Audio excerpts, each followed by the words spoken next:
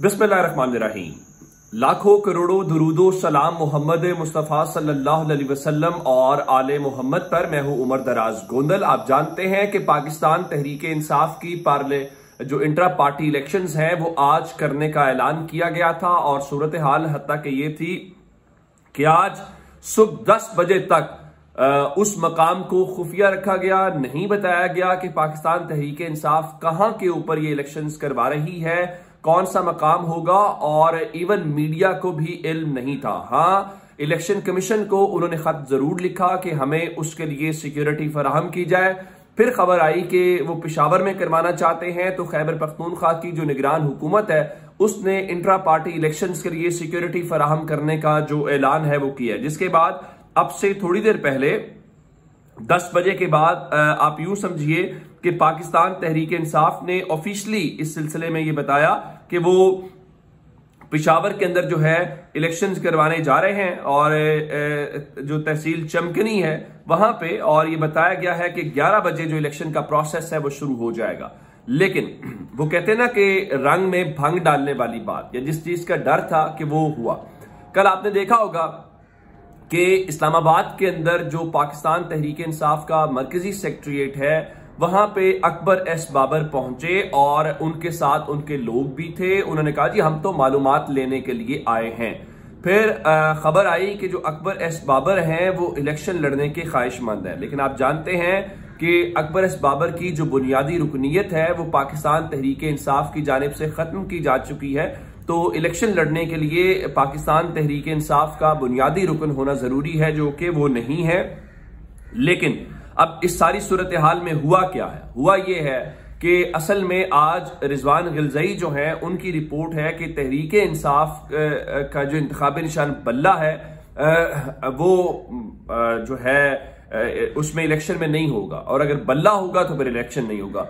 और रिजवान बड़े क्रेडिबल किस्म के जर्नलिस्ट हैं, इसका मतलब ये है। और मैं आपको ये बात बता दूं कि इलेक्शन होगा तो बल्ला नहीं होगा, अगर बल्ला नहीं होगा तो इलेक्शन नहीं होगा। इलेक्शन ना होने वाला मामला मैं आपको बता देता हूं कि बाकी तो 2 दरखास्तें आपने पहले भी देखी होंगी जिसमें यह कहा गया था कि जो इलेक्शंस हैं वो मुलतवी कर दिए जाएं। अब एक बार फिर तीसरी दरखास्त भी आज इलेक्शन कमीशन ऑफ पाकिस्तान के अंदर जो है वो दायर हो गई है, और उसके अंदर भी ये कहा गया है कि बलूचिस्तान के कई अजला हैं जहां पे अमनो अमान ठीक नहीं है और दहशतगर्दी के वाकयात जो हैं उनको बुनियाद बनाया गया। तो दोनों चीजें चल रही हैं, बल्ले के निशान वाली भी चल रही हैं और इलेक्शन मुलतवी होने वाले मामला भी चल रहे हैं। अब हुआ क्या जिसका डर था? डर ये था कि पाकिस्तान तहरीक इंसाफ का इलेक्शन होगा और इस इलेक्शन को मुतनाज़ा बना के एक बार फिर इलेक्शन कमीशन से रुजू करके, और इलेक्शन कमीशन तो इंतजार में है ना कि तहरीक इंसाफ के वाले से कोई चीज आए और वो उड़ा के रख दे, और वही हुआ है।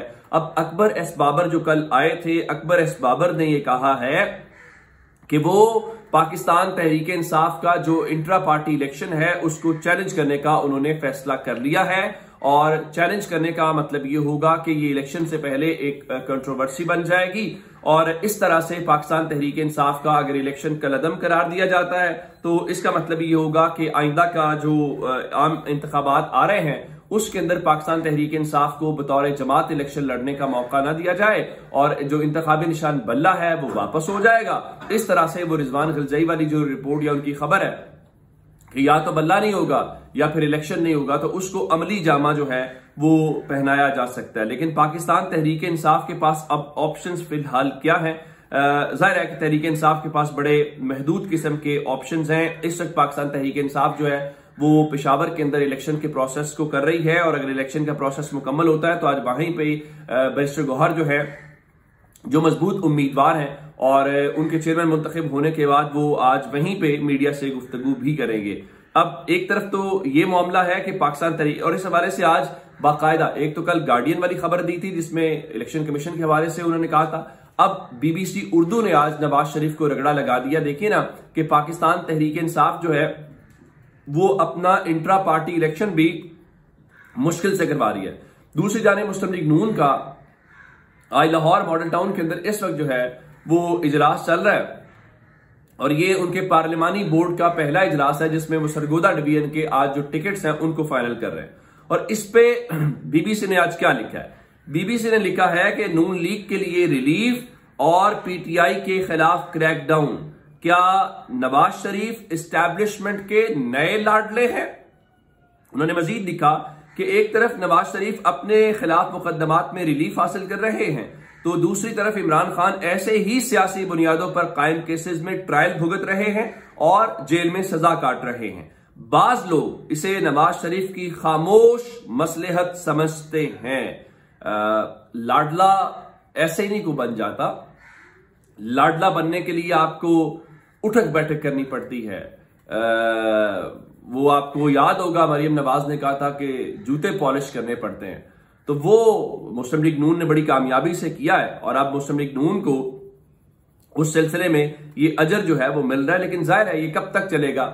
अवाम की नजरों से तो कम से कम मुस्लिम लीग नून के कोई अच्छे हालात इस वक्त दिखाई नहीं दे रहे। अच्छा, मैंने आपको मुस्लिम लीग नून तो जाहिर है वो कह रही है जी हम इलेक्शन में ये हो जाएगा वो हो जाएगा, तो एक तो मैंने आपको दरखास्त बताई है इलेक्शन डिले वाली जो चीजें चल रही हैं कि एक और दरखास्त आ गई है, ये तीसरी दरखास्त है इलेक्शन डिले करने वाली कि जनाब वो देखें बलूचिस्तान के अंदर हालात ठीक नहीं है। अब जो MKM है उसने जो हल्का बनिया इलेक्शन कमीशन ऑफ पाकिस्तान की जानिब से की गई हैं उसको मुस्तरद कर दिया है और साथ ही उन्होंने कहा है कि हम अदालत से रुजू करेंगे। उनके मुताबिक जो कमिश्नर हैं चीफ इलेक्शन कमीशन के अंदर वो किसी जमात के लगते हैं। उनके मुताबिक जो हमने एतराजात किए थे उन सबको मुस्तरद कर दिया गया है और पीपल्स पार्टी ने जो कुछ कहा उसका ख्याल रखा गया। अच्छा, अब अंदाजा करें वो इलेक्शन कमीशन जो यहां पे बिल्कुल तहरीक इंसाफ को लेकर मुख्तलिफ है, तो इलेक्शन कमीशन ने रात बाकायदा एलामिया जारी किया और कहा कि chief election commissioner Sikandar Sultan Raja ने MKM के खदशात पर बातचीत और उनके अजाला के लिए सोमवार 4 दिसंबर 2023 को दिन 11 बजे इलेक्शन कमीशन सेक्रेटरीट इस्लामाबाद में मुलाकात और मुज़ाकरात की दावत दी है। तर्जुमान इलेक्शन कमीशन यानी वो कह रहे हैं जी आप नाराज ना हो, आप जो है वो आए बातचीत करें और उसके बाद जो आपकी मर्जी हो। ये सारी बातें हमें पता है एक खास वो उसके आगे साथ आगे बढ़ रही हैं और ये चीजें इलेक्शन शेड्यूल भी आएगा, सब कुछ आएगा, लेकिन जो बाकी चीजें हैं फिर वो अब देखते हैं कि वो किस तरह से उनको अमली जामा पहनाया जाता है। और ये लगता ये है कि काजी फायज ईसा साहब के दौर में होगा और तारीख में ये लिखा जाएगा कि काजी फायज ईसा साहब के दौर के अंदर पाकिस्तान के अंदर क्या कुछ हुआ।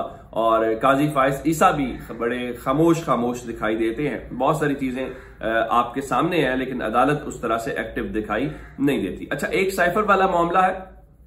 आज चूंकि जेल के अंदर होनी थी समाअत तो बुशरा बीबी भी पहुंची और बाकी लोग भी पहुंचे, तो वहां पे आज ये कहा गया था कि मीडिया को इजाजत दी जाएगी। पहले कहा गया जी मीडिया के 2 नुमाइंदों को अंदर जाने की इजाजत दे दी गई है, फिर कहा गया जी नहीं, मीडिया को बिल्कुल भी आज की समाअत देखने की इजाजत नहीं दी गई और अदालत का हुक्म था।